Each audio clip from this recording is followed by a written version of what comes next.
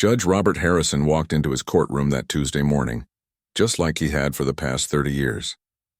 The coffee was still warm in his mug, and the stack of case files on his desk looked the same as always. But something was about to happen that would change everything he thought he knew about justice. The first case on his schedule seemed routine enough. A bar fight that got out of hand. 2 men ended up in the hospital, one defendant charged with assault and battery. Harrison had seen hundreds of cases like this over the years. Usually it was pretty straightforward. Someone had too much to drink, tempers flared, and things got ugly fast. But when the bailiff called the case and the defendant walked through those heavy wooden doors, Harrison felt something shift in the room. The man who entered wasn't what anyone expected to see. David Chen walked with a stride that every person in that courtroom recognized immediately. His back was straight, shoulders squared, and even though he wore civilian clothes and handcuffs, there was no mistaking what he was. This was a soldier. Not just any soldier, but someone who had clearly seen things that most people couldn't even imagine. The prosecutor, a sharp woman named Lisa Torres, had been handling these types of cases for over a decade. She glanced up from her notes and did a double take. The man standing before the judge didn't look like the typical defendant she dealt with. There was something different about the way he carried himself, something that made her pause. Chen stood at attention without even thinking about it.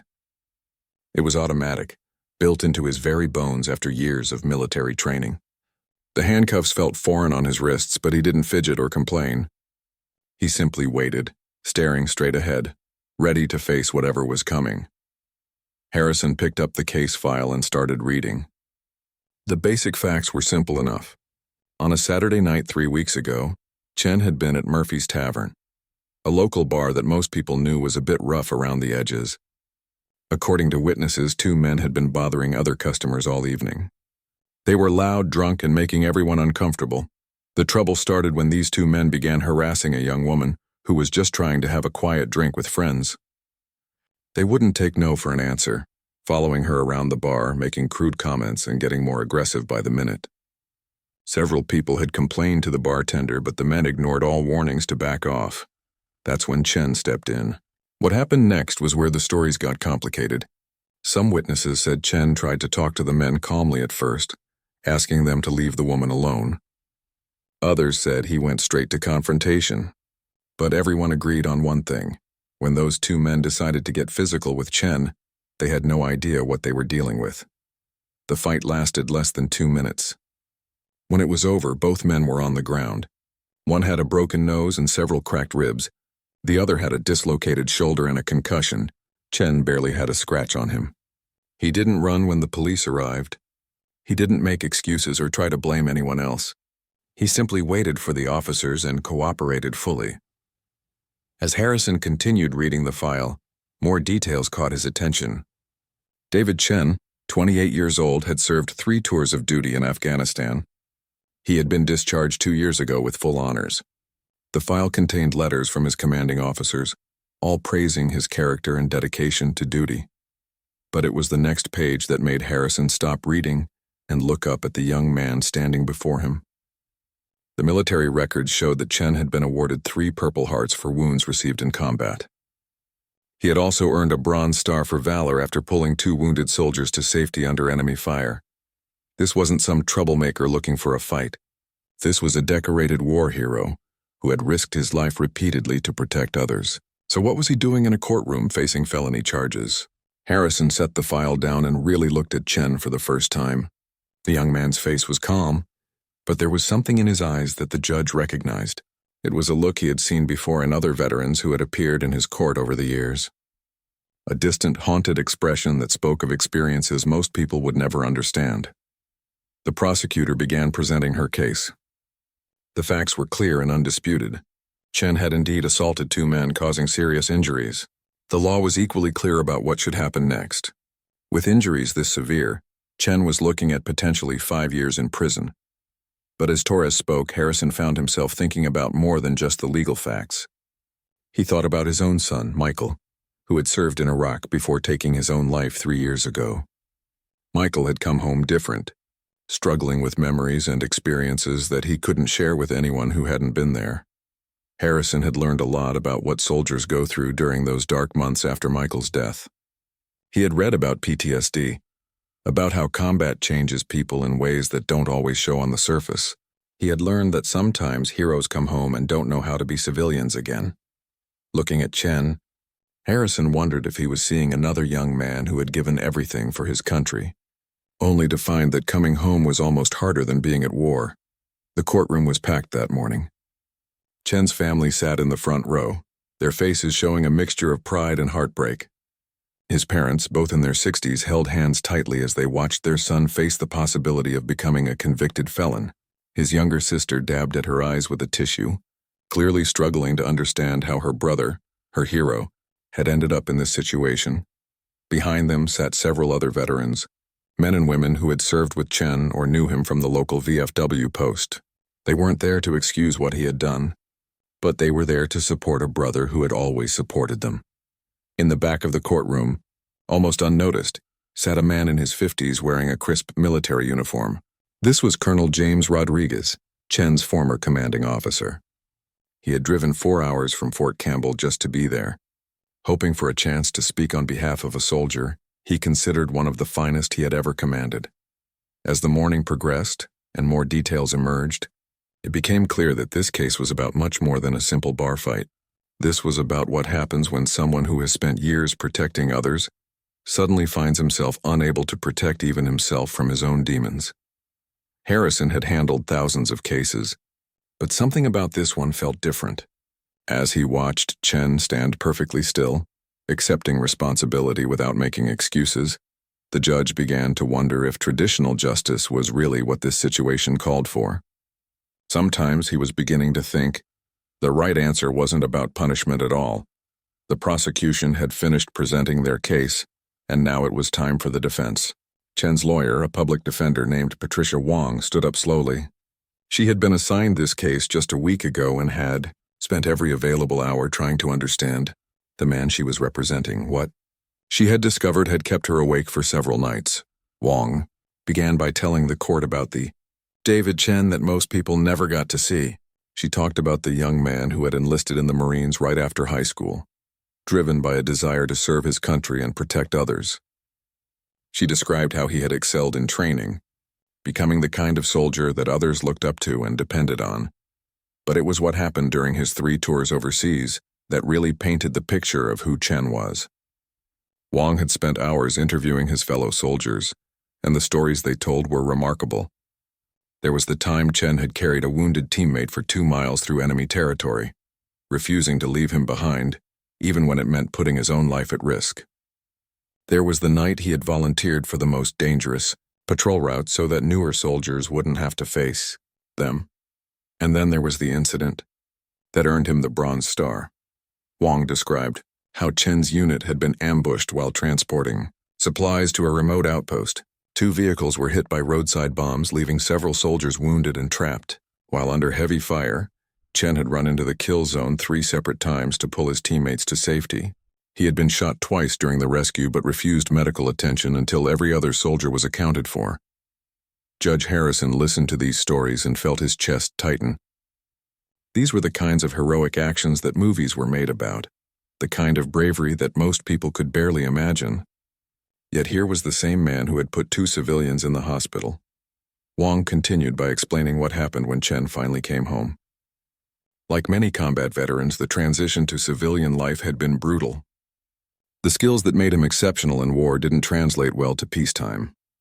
The hypervigilance that kept him alive overseas made it impossible to relax at home. The brotherhood he had known in the military was replaced by isolation and misunderstanding. Chen had tried to adjust. He had gotten a job at a local construction company, where his work ethic and reliability quickly made him valuable.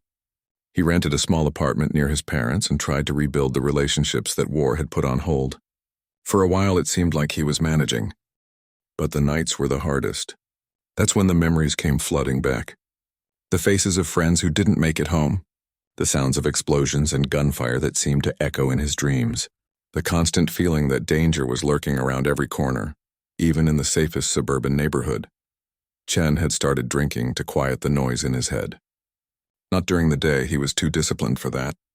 But after work, alone in his apartment, he would have a few beers to take the edge off. When that stopped working, he moved to stronger drinks. When that stopped working, he started going to bars where the noise and crowds could drown out his thoughts. Wang explained how Chen's family had tried to help.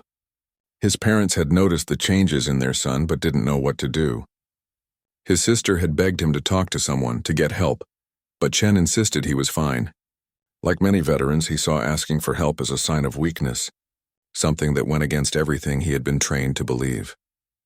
The prosecution had painted the night at Murphy's Tavern as a simple case of a man losing his temper. But Wang presented a different picture. She had interviewed every witness she could find, and their stories revealed a more complex situation. According to several people who were there that night, Chen had been sitting alone at the bar for about an hour before the trouble started. He wasn't bothering anyone, wasn't looking for a fight. He was just trying to drink enough to quiet the memories that had been particularly bad that week. The two men who would later end up in the hospital had been causing problems all evening. They were regulars at the bar, known for getting drunk and aggressive. Most of the other customers had learned to avoid them. But that night they had focused their attention on a young woman who was celebrating her birthday with friends. The woman, whose name Wang kept private to protect her, had tried everything to get the men to leave her alone. She had ignored them, moved to different parts of the bar, and even asked the bartender for help. But the men persisted, getting more aggressive and inappropriate as the night went on. Several witnesses told Wang that they had wanted to step in and help, but the two men were big and clearly looking for trouble. Most people in the bar that night were just ordinary folks who didn't want to get involved in what could become a violent situation. But Chen wasn't most people. When he saw what was happening, something inside him clicked. Not anger, according to the witnesses, but a sense of duty. This was what he had been trained for, protecting people who couldn't protect themselves. Wang described how Chen had approached the situation like the professional soldier he was. He had gotten up from his seat calmly and walked over to the two men. Several witnesses heard him politely ask them to leave the woman alone. His voice was steady, respectful, but firm. The men had laughed at him. One of them, a construction worker named Tony Ricci, had made a crude comment about Chen's appearance. The other, a local mechanic named Pete Morrison, had told Chen to mind his own business or he'd regret it. Chen had tried to de-escalate. He had offered to buy the men drinks if they would just leave the woman alone. He had suggested they move their conversation outside if they wanted to continue it. He had done everything possible to resolve the situation peacefully, but sometimes peaceful isn't an option. When Morrison had shoved Chen and Ricci had pulled out a knife, Chen's military training took over. The fight that followed wasn't really a fight at all. It was a trained soldier neutralizing two threats in the most efficient way possible. Wang explained to the court that Chen hadn't wanted to hurt anyone that night. He had simply done what he had been trained to do for years, protect innocent people from harm. The fact that he was so good at it, the fact that his military training made him capable of ending the fight quickly and decisively, shouldn't be held against him.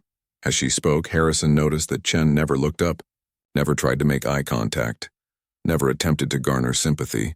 He simply stood there, accepting responsibility for his actions regardless of the circumstances that led to them. This wasn't a man making excuses. This was someone who understood duty and accountability. Wang's final point hit the hardest. She explained that Chen had been struggling with what doctors now recognized as post-traumatic stress disorder. He had been self-medicating with alcohol because he didn't know how else to cope with the memories and guilt he carried. The night at Murphy's Tavern wasn't the result of a bad temper or violent tendencies. It was the result of a good man who had been broken by war and didn't know how to fix himself. She read a letter from Chen's psychiatrist, who had evaluated him after his arrest. The doctor explained that Chen was suffering from severe PTSD, complicated by survivor's guilt and what's known as moral injury, the psychological damage that comes from being forced to act against one's moral beliefs in order to survive.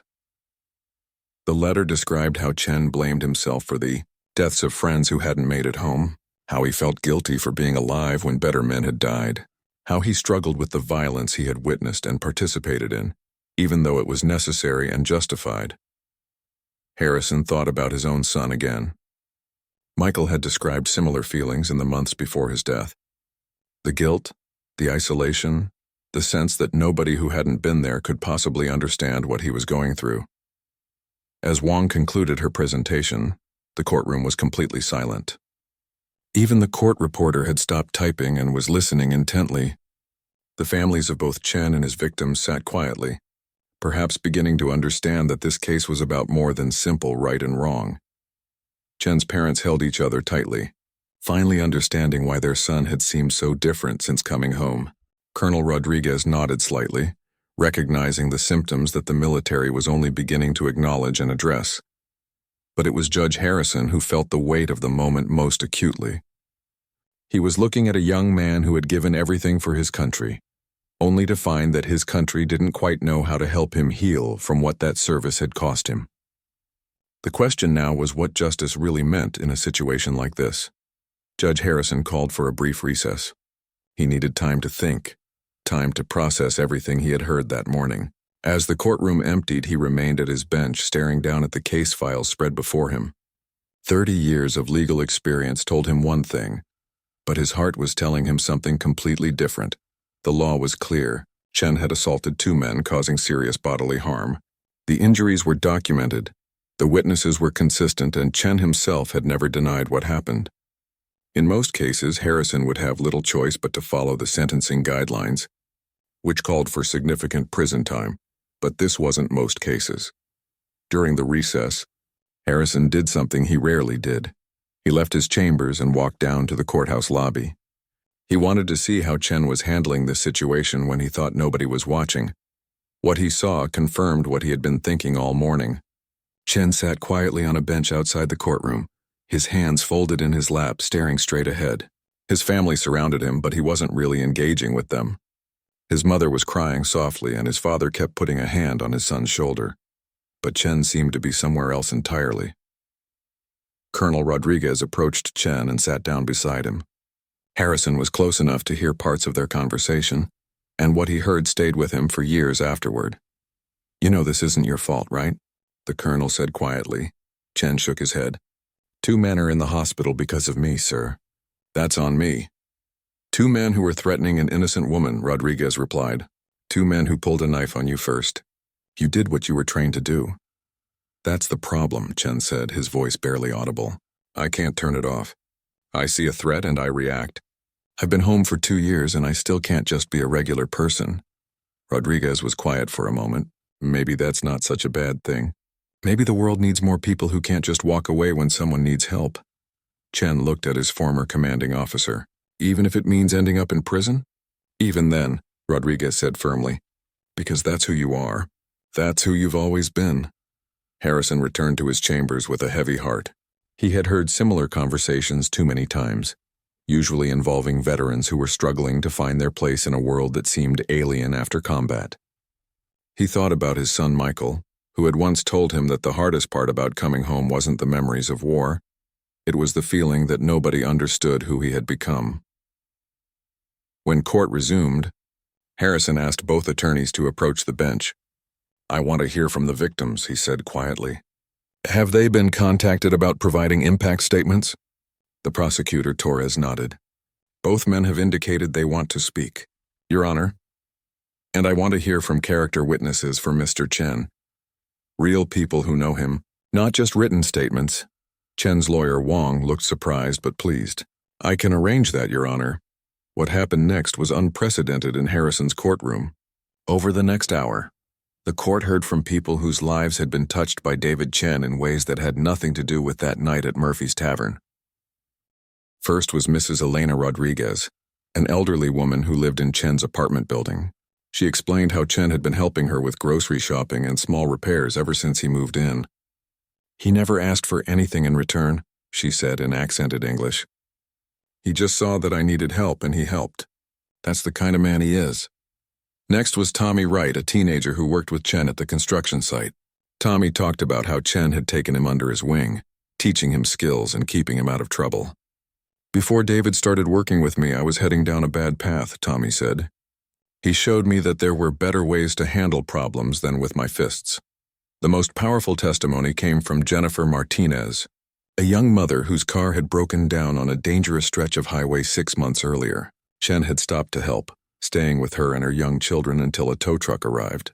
"I was scared and alone with my 2 little kids," she said. David didn't know us from anybody, but he made sure we were safe. He even followed the tow truck to the garage to make sure the mechanic treated us fairly. Harrison listened to these stories and began to see a pattern. Chen wasn't someone who looked for trouble. He was someone who looked for opportunities to help. The military hadn't made him violent. It had simply given him the skills to act on the protective instincts he had always possessed. Then came the victim impact statements, and Harrison prepared himself for anger and demands for justice. But what he heard surprised him. Tony Ricci spoke first. He was still recovering from his injuries, walking with a cane and speaking carefully because of his broken ribs. "I'm not going to stand here and say what happened was okay," he began. "I got hurt bad and so did Pete, but I also want to be honest about what led up to it." Ricci went on to admit that he and Morrison had been drinking heavily that night. They had been bothering the young woman, and they had been the ones to escalate the situation physically. "I'm not proud of what we were doing," he said. "And when that soldier asked us to stop, we should have listened." He paused and looked directly at Chen. "I don't want to see you go to prison, man. What we did was wrong, and you were trying to do the right thing. You just did it better than we expected." Pete Morrison's statement was briefer but equally surprising. Still wearing a sling on his dislocated shoulder, he stood up slowly and spoke directly to Chen. "I've been thinking about that night every day since it happened," he said. "I keep thinking about what would have happened to that girl if you hadn't stepped in. Maybe nothing, but maybe something really bad." Morrison looked down at his hands before continuing. "I've got a daughter about that girl's age. If someone was bothering her the way we were bothering that woman, I'd want someone like you to step in. I'm sorry it came to what it did, but I understand why you did what you did." The courtroom was completely silent when Morrison finished speaking. Harrison had never seen anything like it. Victims essentially defending the person who had hurt them, acknowledging their own role in creating the situation. But it was Colonel Rodriguez's testimony that really drove home the complexity of Chen's situation. The colonel spoke about the soldier he had known overseas, describing acts of courage and selflessness that went far beyond what duty required. "David Chen saved my life," Rodriguez said simply, "and the lives of at least a dozen other soldiers that I know of. He's the kind of man who runs toward danger when everyone else is running away. That's not something you can just turn off when you come home." Rodriguez explained how the military was only beginning to understand the challenges that combat veterans faced when returning to civilian life.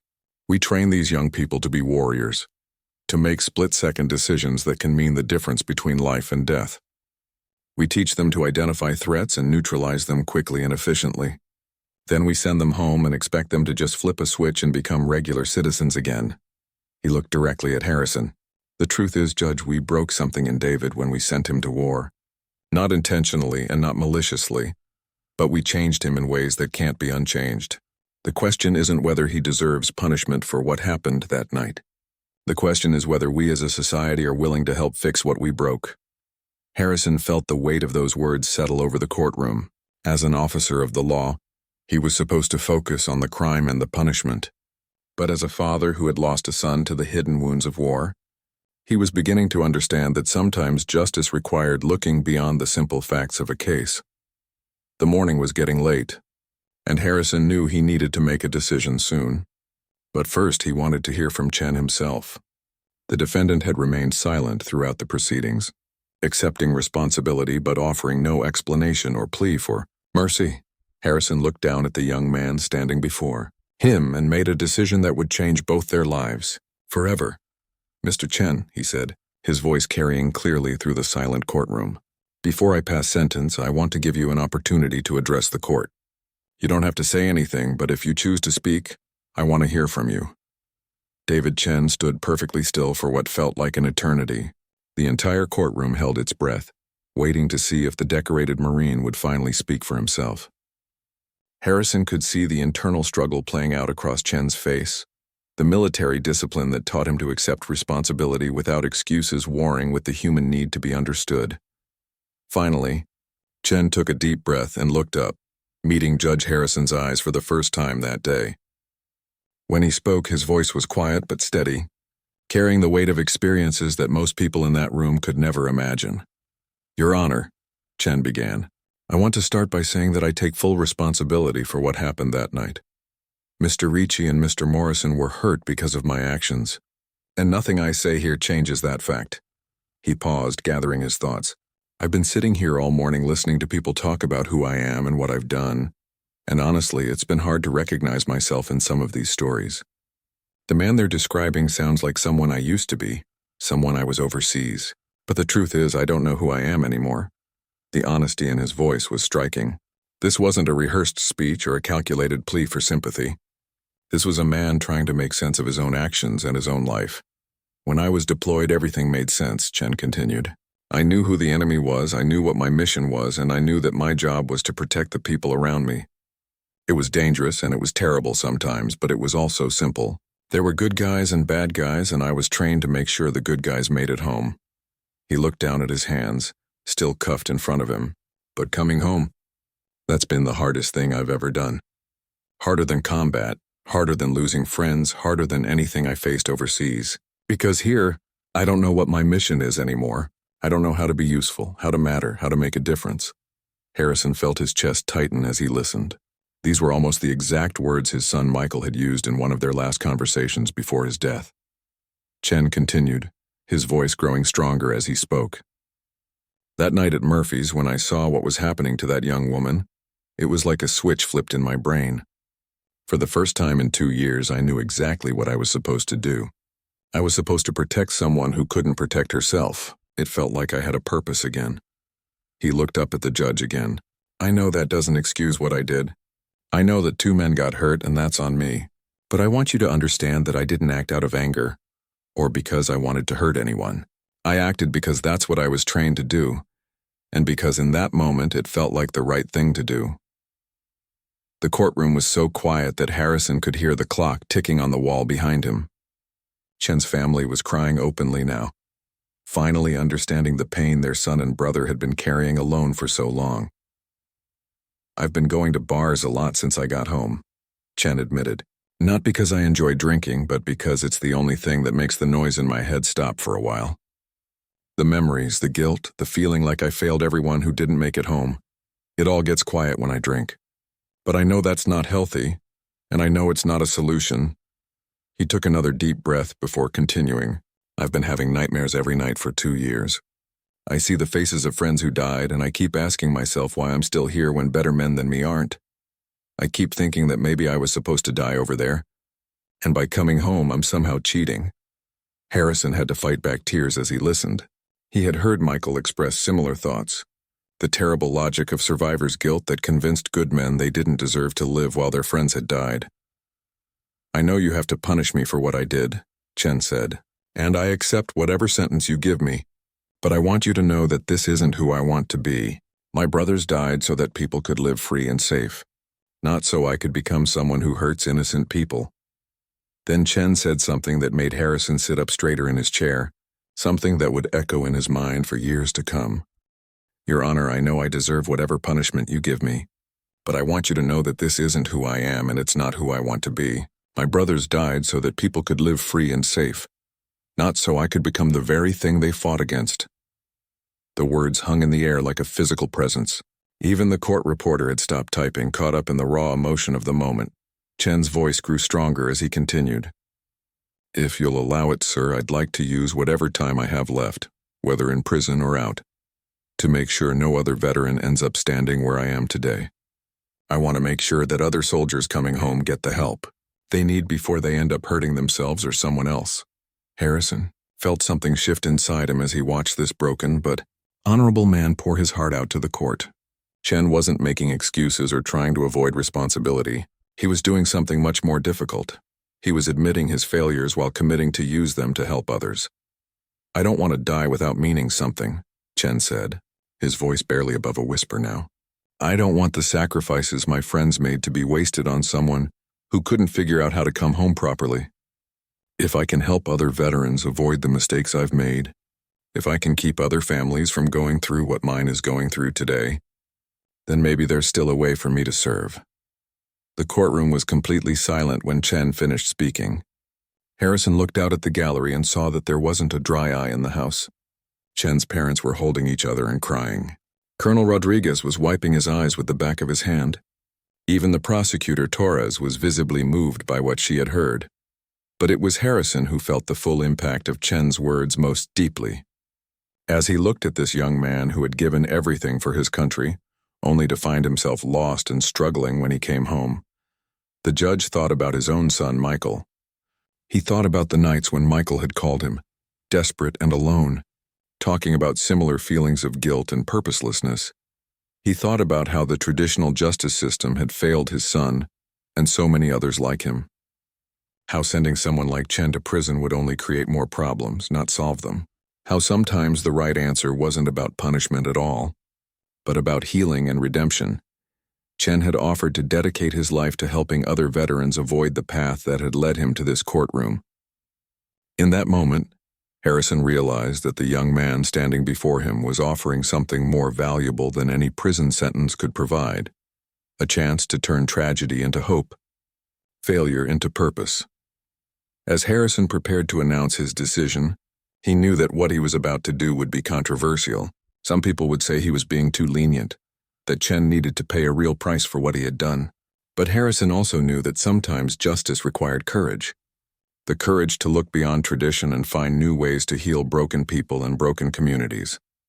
The weight of the decision settled on his shoulders as he looked down at David Chen, who stood at attention waiting to learn his fate. In that moment, Harrison realized that the words Chen had just spoken hadn't just changed the Marine's life, they had changed his own understanding of what justice could and should look like. Judge Harrison took a long moment to gather his thoughts.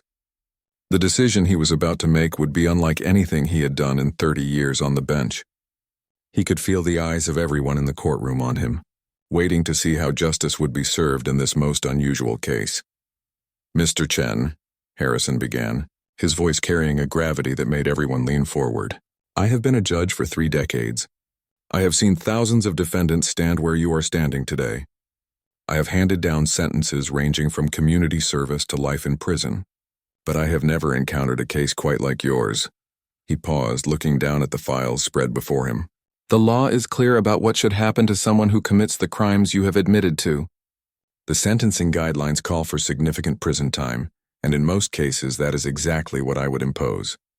Chen's family held their breath. His mother gripped his father's hand so tightly her knuckles were white. Colonel Rodriguez sat forward in his seat, hoping against hope that this judge would see what he saw in David Chen. "But this is not most cases," Harrison continued. "And you, Mr. Chen, are not most defendants.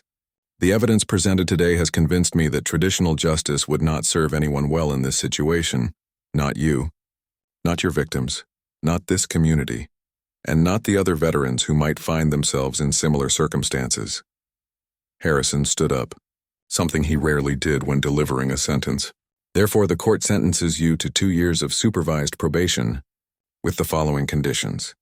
You will complete 1,000 hours of community service, specifically working with veteran support organizations. You will attend mandatory counseling sessions twice weekly for the first year, and once weekly for the second year. You will abstain completely from alcohol during the probation period." The courtroom stirred with surprise. This was far more lenient than anyone had expected. But Harrison wasn't finished. "Additionally," he continued, "you will participate in a new program that this court is establishing today. Mr. Chen, you spoke about wanting to help other veterans avoid the path that brought you here. I am giving you the opportunity to do exactly that." Harrison looked out at the packed courtroom. "This court is hereby establishing the Veterans Justice Initiative, a specialized program designed to help former service members who find themselves in legal trouble due to issues related to their military service. Mr. Chen, you will be the first participant in this program, but more importantly, you will help design and implement it for others." The judge's voice grew stronger as he outlined his vision. "Too often, we ask our young people to serve their country in the most dangerous places on earth, to make impossible decisions under unimaginable pressure, and then we expect them to seamlessly transition back to civilian life.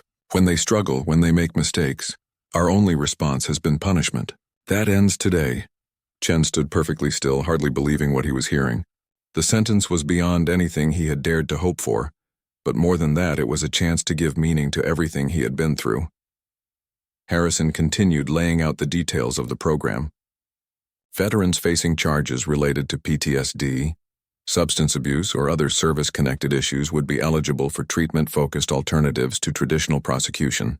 They would receive counseling, job training, and ongoing support from other veterans who had successfully navigated similar challenges. "Mr. Chen," Harrison said, looking directly at him, "your commitment to help other veterans will not be taken lightly. You will work with our probation department, with local VA officials, and with veteran service organizations to build something that has never existed before in this jurisdiction. You will share your story, difficult as that may be, with other veterans who are struggling.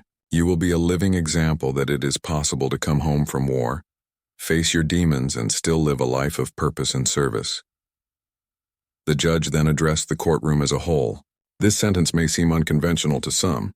There will be people who say that Mr. Chen is getting away with something, that justice has not been served. To those people I say this: justice is not always about punishment. Sometimes justice is about healing. Sometimes it is about finding ways to prevent future tragedies rather than simply responding to past ones." Harrison looked at Tony Ricci and Pete Morrison, both of whom were nodding in agreement. Their support for this approach had been crucial in his decision-making process. "The victims in this case have shown remarkable grace and understanding," Harrison noted. "They have acknowledged their own role in creating the situation that led to their injuries, and they have expressed support for Mr. Chen's rehabilitation rather than his punishment. Their wisdom and forgiveness have helped guide this court's decision." As Harrison concluded the formal sentencing, something unprecedented happened. Colonel Rodriguez stood up and began clapping. Within seconds, Chen's family joined him. Then other veterans in the gallery, then the victims themselves. Soon the entire courtroom was applauding, not just for Chen, but for a new approach to justice that offered hope instead of just punishment. The months that followed were transformative for everyone involved. Chen threw himself into his community service with the same dedication he had shown as a Marine. He began speaking at high schools, telling students about the realities of military service and the importance of seeking help when struggling. He shared his story at veteran support groups, helping other former service members understand that they weren't alone in their struggles. The Veterans Justice Initiative that Harrison had created became a model for other jurisdictions around the country. Within a year, similar programs were being implemented in dozens of courts, offering hope to thousands of veterans who might otherwise have been lost to the traditional justice system.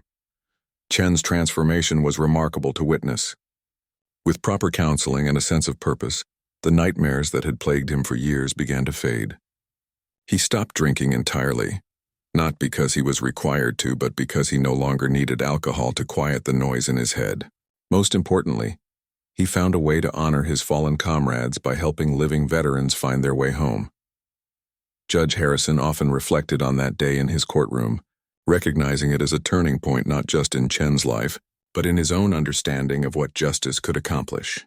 He had lost his son Michael to the hidden wounds of war, but through Chen and the program they had created together, Michael's memory lived on in every veteran they helped. Tony Ricci and Pete Morrison became unexpected allies in the Veterans Justice Initiative.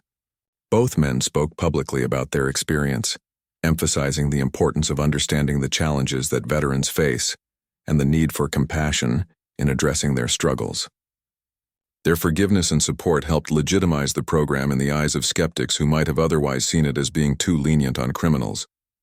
5 years after that life-changing day in court, Chen had become a licensed counselor specializing in combat trauma. He had helped over 300 veterans through the Justice Program, and countless others through his work at speaking engagements and support groups. The program had expanded to include not just criminal cases, but also civil matters, family court issues, and even preventive services for veterans who were struggling before they got into legal trouble. Judge Harrison retired knowing that his legacy would not be measured in the number of cases he had heard or the sentences he had imposed, but in the lives that had been saved and rebuilt through the innovative approach to justice that Chen's courage had inspired. The young Marine who had once stood in his courtroom, broken and lost, had found his way home at last, and in doing so he had helped hundreds of other veterans find their way too. Sometimes, Harrison reflected, the most profound act of justice is not punishment, but the opportunity for redemption and service. Chen's story became a reminder that heroes don't always wear uniforms or carry weapons. Sometimes they stand in courtrooms and courthouses, finding new ways to serve their communities and their fellow veterans. Sometimes they are judges who have the courage to look beyond tradition and find innovative solutions to complex problems. But most often, they are ordinary people who refuse to let their mistakes define them, who choose to transform their pain into purpose, and who dedicate their lives to making sure that others don't have to walk the same difficult path alone.